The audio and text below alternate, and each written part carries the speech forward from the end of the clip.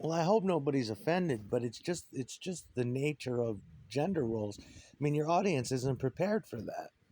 You keep that shit quiet, like Bowie, like Elton John, and you become a beautiful an androgynous Marilyn Manson type thing, where it's kind of beautiful.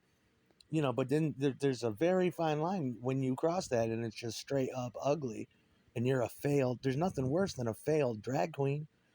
I remember going to New York City, like I said, man, going to New York City and seeing these beautiful men that actually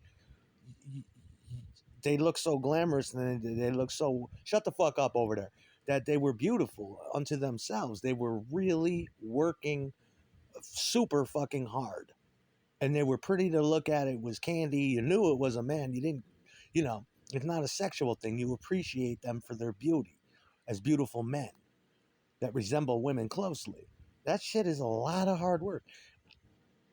Back in the 80s and 90s, when you went into the city and you would ask these queens what they thought of shit like that, it nauseates them. It cheapens the art, I guess I'll call it, of being a drag queen. When you got like fucking CVS fucking hosiery on that's not put on right, you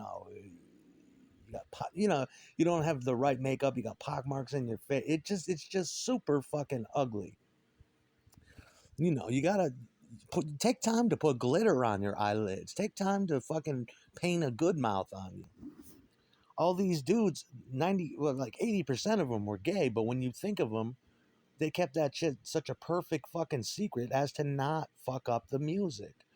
And you look at some of these acts and you're like, these guys were completely heterosexual, if you ask me. But then again, it's not about sex. You keep that shit private. I don't come out to my show. Let me put it this way. I don't come out to my shows and jerk off my dick on the front row girls all over their faces and shit. I mean, it's disrespectful. I want to know you a little bit. I want to know you privately. I want to spend the night drinking wine with you and getting some dinner, and one thing leads to another. And maybe if I'm good, she'll let me do that after the third or fourth, fifth date. But I let the music speak for itself. I don't come out there and beat my dick off on faces, do I? Well, that's my sexual thing at the end.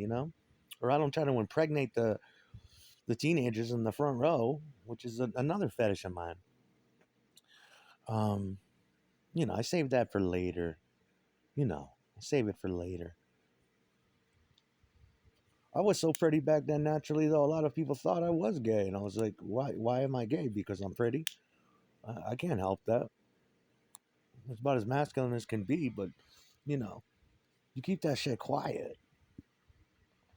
You start walking around, eventually you notice you've got a gay underground following of really respectful, discreet gay men that never let on they're interested in you, but they do follow you around, and you do notice that they're very cultured and sibilant, and it's charming. They never cross the line because they know you're a straight motherfucker. When they go home, they beat dick and fantasize about gay sex with me, probably back then. But that's not me. I like a nice little teenage hoe bag. You know, that's the problem with it. It's just super ugly. Why? I'm not entitled to an opinion.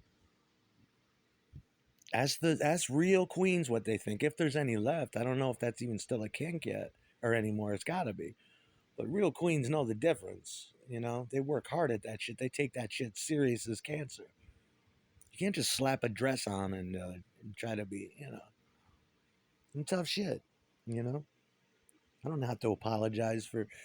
It's disgusting. It cheapens the art and good. You should slam the coffin lid after something like that. Get the fuck out of here.